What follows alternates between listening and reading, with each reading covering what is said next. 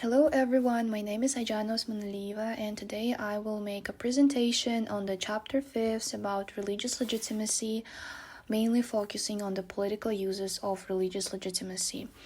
So let's start with an introduction. Religious legitimacy serves as a powerful tool in politics, offering both support and challenge to various political entities, including governments, political parties, opposition movements, and policies. In my presentation, I will delve into the dynamics of religious legitimacy, mainly illustrating its profound influence across historical and contemporary political landscapes. First of all, let's start with mutual support between religion and state. For example, historical pact. We can see the symbiotic relationship between the Catholic Church and medieval European states that exemplify a classic mutual support pact where religious endorsement bolstered as well as governmental authority, framing it as divinely ordained. Secondly, we have codependency. This relationship raises questions about dominance and dependence.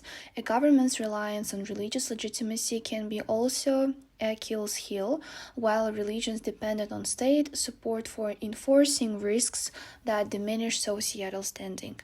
And the third is modern secular regimes. Even secular states engage with religious institutions, for example, recognizing their power to legitimize or delegitimize political authority. So this interaction shapes both entities' evolution and also its strategies. It is also important to look at the religion's role in legitimizing governments and opposition. And we have few examples from the chapter, for example, Iran and Saudi Arabia, that present the examples, including Iran's theocratic governance and Saudi Arabia's monarchy. They are both underpinned by religious legitimacy. Second example is Denmark, a constructing model where the state supports the evangelical Lutheran Church without enforcing a religious monopoly, highlighting a modern, less encompassing form of mutual support. And the final example in this topic from the chapter is the challenges from within, and the author mainly focuses on the China's control over Tibetan Buddhism and Saudi Arabia's internal challenges by religious radicals that illustrate the complexities and vulnerabilities that are associated with the religious legitimacy. Next part is about politicians, policies, and religious legitimacy. So first of all is the instrumental use of it.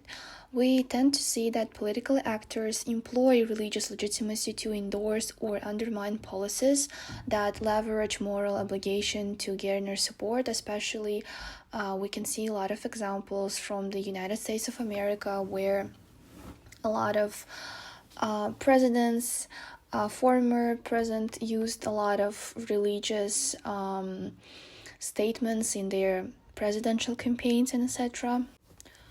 Also, there's a factor of public perception. For example, the association with religious values can enhance a politician's image, suggesting moral integrity and trustworthiness, thus attracting extra political support.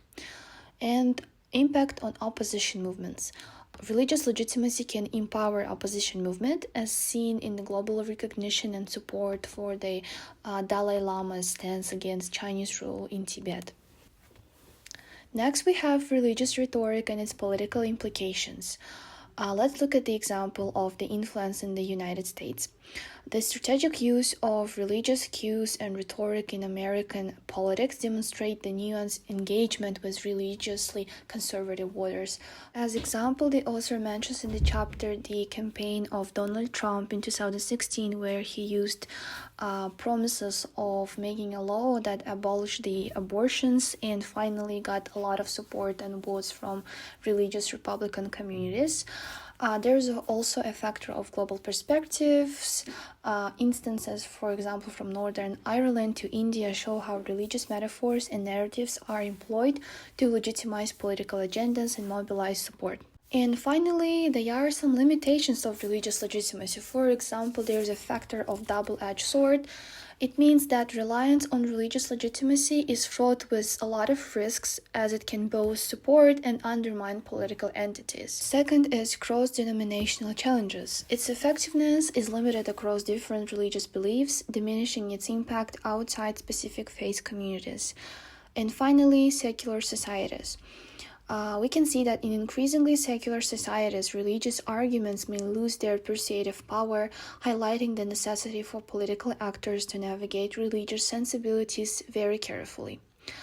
In conclusion, religious legitimacy remains a potent force in politics, capable of shaping governmental authority, influencing policy, and mobilizing opposition. However, on the other hand, its effectiveness is very contingent upon the social religious context, requiring careful consideration and understanding and strategic engagement by political actors. As societies evolve and develop, the interplay between religion and politics continues to reflect both historical legacies and contemporary challenges.